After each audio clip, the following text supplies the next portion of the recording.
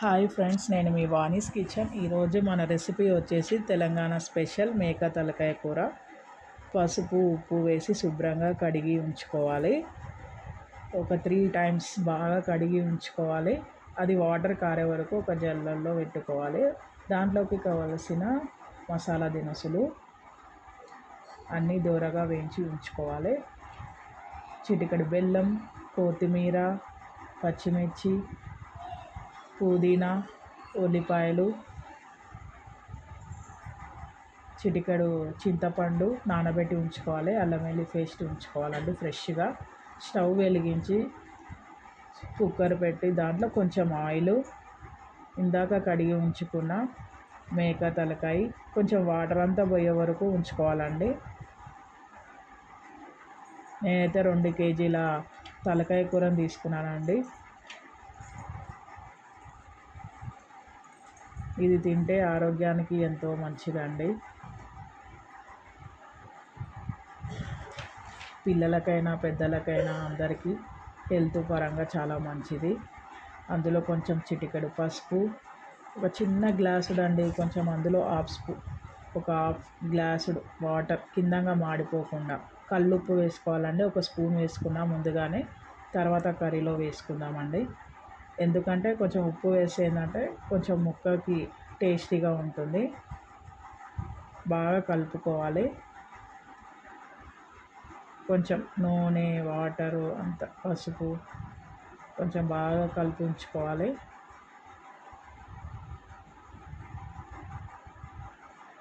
ఇది మూత పెట్టేసి కొంచెం ముదురుగా అయితే ఒక 10 విజిల్స్ వచ్చే వరకు ఉంచుకోవాలండి. కొంచెం లేత తలకాయలు అయితేనేమో ఒక 5-6 విజిల్స్, ఒక 50% ఉడికించుకోవాలండి. ఒక కడాయి తీసుకొని అందులో కొబ్బరి వేయించుకొని తీసి పక్కకి పెట్టుకోవాలండి. స్టార్ పువ్వు, అలానే కొంచెం లవంగాలు, కొంచెం జీలకర్ర, అలానే ధనియాలు. స్టవ్ స్లిమ్లోనే పెట్టుకోవాలండి. అన్నీ ఇంకా దాల్చిన చెక్క, మసాలాలు అన్నీ వేసి దూరగా వేయించుకోవాలి. కొంచెం స్లిమ్లోనే పెట్టాలి, ఎందుకంటే మాడిపోతే స్మెల్ వస్తుంటుంది. అందుకని దూరగా వేయించుకొని ఒక ప్లేట్లో ఉంచుకొని చల్లారబెట్టుకోవాలి. ఎమ్మటే మిక్సీ పడితే ఏమవుతుందంటే స్మెల్ వస్తుంది. చింతపండు పిసికి పెట్టుకోవాలండి. విజిల్స్ వస్తున్నాయి. నాకు ఒక 9 విజిల్స్ వచ్చాయండి.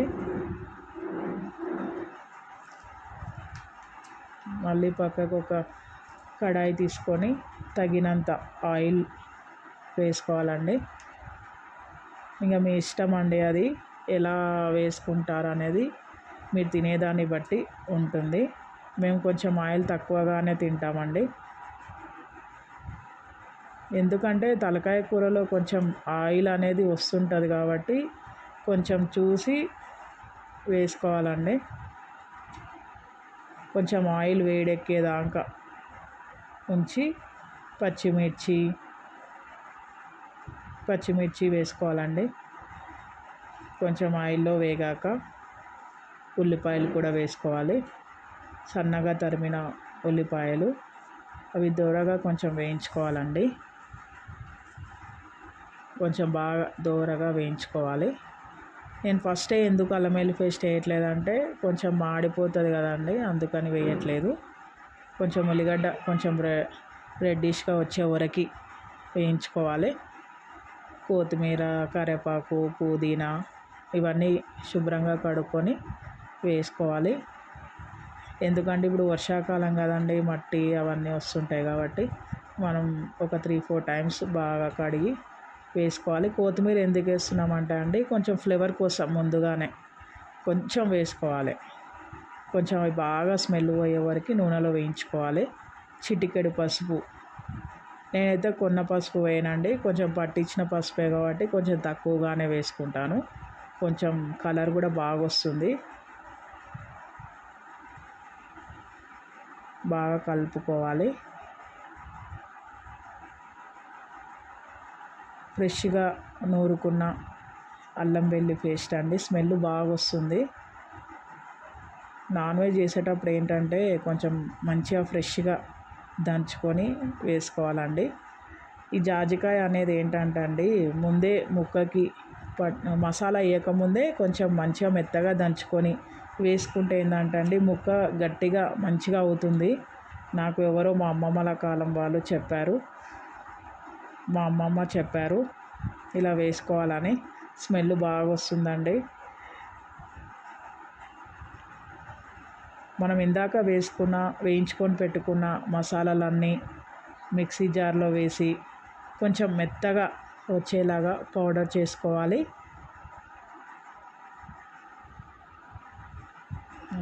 చేసి పెట్టుకున్న పౌడర్ ఉంది కదా అండి, మెత్తగా అయిందో లేదో చూసుకోండి. నేను ఇప్పుడు చూస్తున్నానండి విజిల్స్ ఓపెన్ చేసి ఉడికిందా లేదా అని చూసానండి. కొంచెం కింద ఆయిల్ వేసుకుంటే ఏంటంటే కొంచెం కింద గిన్నె మాడకుండా ఉంటుంది. ఇందాక చేసుకున్న దాంట్లో వేసి ఉడికించాలండి. కొంచెం ఆయిల్ బాగా పట్టేదాకా కలుపుకోవాలి.